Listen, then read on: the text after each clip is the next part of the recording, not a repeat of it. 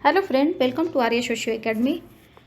जैसा कि हम सभी देख रहे हैं कि नेट के एग्ज़ामिनेशन डेट क्लियर हो गया है और इसी को ध्यान में रखते हुए मैंने सोचा कि कुछ मोस्ट इम्पॉर्टेंट जो क्वेश्चंस आंसर हैं उनको एक बार ज़रूर देख लिया जाए, क्योंकि क्वेश्चन पूछने के जो तरीके होते हैं हम जो पढ़ते हैं वो बुक से बहुत सिंपल तरीके से पढ़ते हैं, लेकिन जो एग्जामिनेशन में क्वेश्चंस पूछे जाते हैं वो काफ़ी घुमावदार तरीके से होते हैं।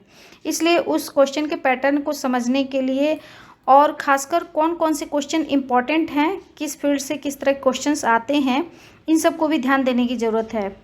इसी सब को ध्यान में रखते हुए कि मैंने कुछ इंपॉर्टेंट क्वेश्चंस का ग्रुप बनाया है जिसको हम लोग देखेंगे और इसी के में हम लोग शुरू करते हैं, जिसमें पहला क्वेश्चन है, जिस स्थान पर संस्कृति के विभिन्न अंग पाए जाते हैं उसे कहते हैं। ऑप्शन है संस्कृति गुण, संस्कृति प्रतिमान, संस्कृति क्षेत्र, संस्कृति संकुल।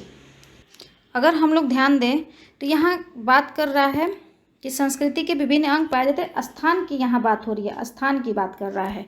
तो स्थान इसमें कौन सा होता है? क्षेत्र को। तो वो कौन सा क्षेत्र होगा जहाँ संस्कृति के विभिन्न अंग पाए जाएंगे? वो ऑप्शन सही हो जाएगा इसमें, संस्कृति के क्षेत्र। ये इसका सही आंसर हो जाता है। नेक्स्ट अब दूसरा क्वेश्चन देखिए हम लोग, संस्कृति के भौतिक पक्ष को क्या कहते हैं? संस्कृति के भौतिक पक्ष को अगर देखें तो भौतिक संस्कृति के दो पक्ष थे, भौतिक और अभौतिक। अभौतिक को संस्कृति और भौतिक पक्ष को क्या कहते हैं हम लोग? सभ्यता कहते हैं। तो एकदम सीधा सा सरल सा जवाब इसका सभ्यता। 2 का आंसर ए। नेक्स्ट अब देखें क्वेश्चन नंबर 3, निम्नलिखित में से कौन सी एक संस्कृति की विशेषता है? संस्कृति चैप्टर को मैंने बहुत डिटेल में इस पर मैंने वीडियो बना रखा है। इसको आप लोग जिन्होंने अभी तक नहीं देखा हो, नहीं या फिर नहीं जानते हो, उसको वो लोग जाके वहाँ वीडियो देखें, तो इस तरह के क्वेश्चंस में उन्हें कभी कोई प्रॉब्लम नहीं होगी। यहाँ देखें 3rd नंबर क्वेश्चन है, निम्नलिखित में कौन सी एक संस्कृति की विशेषता है? संस्कृति दैवी उपहार है? बिल्कुल नहीं। संस्कृति समाज के द्वारा निर्मित होता है? ये सही है। संस्कृति अनुवांशिक विरासत है? नहीं, अनुवांशिक नहीं है। संस्कृति पर्यावरण का हेर फेर है, पर्यावरण का रूपांतरण है, लेकिन मतलब इसका सबसे सही जवाब आपका हो जाएगा बी। संस्कृति क्या है? समाज के द्वारा निर्मित होती है। नेक्स्ट अब अगला क्वेश्चन देखें हम लोग, भारत में माता पिता अपनी पुत्रियों को ससुराल में उत्तम पत्नी अथवा पुत्री के रूप में बनने के लिए तैयार करते हैं, यह किसका उदाहरण है? ये उदाहरण आपको प्रत्याशित समाजीकरण के अंतर्गत आएगा, क्योंकि माता पिता जब क्या है, एक यहाँ लिखा है कि उत्तम पत्नी या पुत्री के रूप में बनने के लिए तैयार करते हैं। तो ये क्या है कि एक संदर्भ समूह की बात होती है कि जो जिसको ये लोग उत्तम मानते हैं उसके अनुरूप ये बनने की तैयारी करते हैं। तो ये क्या है? प्रत्याशित समाजीकरण के अंतर्गत ये आता है। तो इसका आंसर आपको डी हो जाएगा। क्वेश्चंस आपको नेट 14 में भी पूछा गया है, पीजीटी में भी इस तरह के क्वेश्चंस आते हैं, तो इसलिए आप लोग इस चीज़ को ध्यान दें। नेक्स्ट क्वेश्चन नंबर 5, मुस्लिम संप्रदाय में पाए जाने वाले विवाह का अस्थायी रूप क्या है? तो मुस्लिम संप्रदाय में 2 तरह के विवाह होते हैं, अस्थायी और अस्थायी। अस्थायी विवाह को निकाह कहते हैं और अस्थायी विवाह को मुताह कहते हैं। तो इस तरह से यहाँ आपको आंसर हो जाता है इसका बी। मुस्लिम संप्रदाय में पाए जाने वाला विवाह का अस्थायी रूप मुताह है।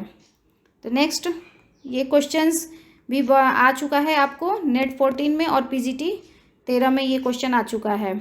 अब नेक्स्ट क्वेश्चन देखें, निम्नलिखित में से कौन सी एक समिति की विशेषता नहीं है?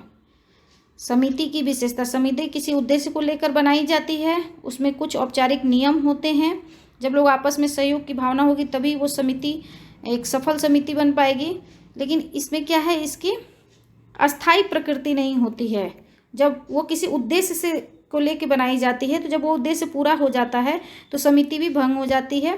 तो इसलिए यहाँ समिति की कौन सी विशेषता नहीं है? समिति की विशेषता आपकी हो गई जो नहीं है, अस्थायी प्रकृति। अब ये देखें, ये भी आपको क्वेश्चन आ चुका है, यूपीएचईएससी में 14 में आया है और पीजीटी के 13 में आया हुआ है। नेक्स्ट अब क्वेश्चन देखें, स्तरीकरण का प्रक्रियात्मक सिद्धांत किसने दिया था? ध्यान रखने वाली बात है, प्रक्रियात्मक सिद्धांत की बात करते हैं, स्तरीकरण की सभी आलोचना करते हैं, लेकिन यहाँ डेविस और मूर महोदय ने स्तरीकरण के प्रक्रियात्मक सिद्धांत की बात की थी। कहते हैं कि समाज में स्तरीकरण आवश्यक है। ये हो गया आपको क्वेश्चन नंबर 7 का आंसर सी। नेक्स्ट अब देखें, मेथड्स ऑफ सोशल रिसर्च के लेखक कौन है? मेथड्स ऑफ सोशल रिसर्च के लेखक कौन है? ऑप्शन में है गुडे एवं हार्ट, बेली केनथ, अंकाक रसल, रेडमैन और अन्य। इसका आंसर आपको भी बेली केनथ है। बेली केनथ। एक चीज़ ध्यान देने वाली बात है, मेथड्स ऑफ सोशल रिसर्च के राइटर हो गए बेली केनथ, लेकिन अगर यहीं दूसरा अगर आ जाए कि मेथड्स इन सोशल रिसर्च, यहाँ ऑफ की जगह पे इन लगा हो, तो उसके आंसर होंगे, उसका आंसर होगा गुडे एंड हार्ट। इसमें जैसे यहाँ ऑफ है तो इसके जगह पे अगर इन लगा हो तो इसके आंसर कौन से हो जाएगा? इसका आंसर गुडे और हार्ट हो जाएंगे। तो मेथड्स ऑफ सोशल रिसर्च के लेखक बेली केनथ और मेथड्स इन सोशल रिसर्च के राइटर हो गए गुडे एंड हार्ट। तो आप लोग इस चीज़ को ध्यान दें और छोटी छोटी बारीकियों पर ध्यान दें और इसे नोट कर लें।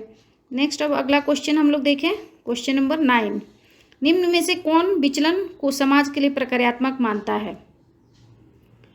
समाज के लिए विचलन, समाज में विचलन भी पाया जाता है और इसे प्रक्रियात्मक रूप में देखते हैं। वो सिंपल सा जवाब है इसका, दुर्खिम महोदय विचलन को समाज के लिए प्रक्रियात्मक मानते हैं, जिसमें उन्होंने आत्महत्या की व्याख्या की है और बताया है कि किस तरह से आत्महत्या में प्रक्रियात्मक रूप से भी काम करता है। ये 9th के बाद आंसर हो गया। 9th के बाद अब हम लोग क्वेश्चन देखें 10। प्रक्रियात्मक विकल्प की अवधारणा किसने दी थी?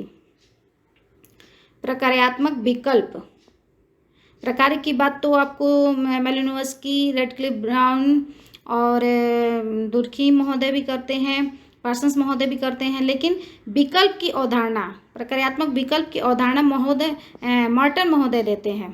तो यहाँ आपको 10th का आंसर बनता है बी। तो इस तरह से ये क्वेश्चन 10th का आंसर बन गया बी। यहाँ मैंने सिर्फ उन्हीं क्वेश्चंस को सिलेक्ट किया है जो वेरी वेरी इंपॉर्टेंट हैं, बहुत आवश्यक हैं और जो आपके लिए बहुत ही उपयोगी रहेंगे। धन्यवाद, थैंक यू।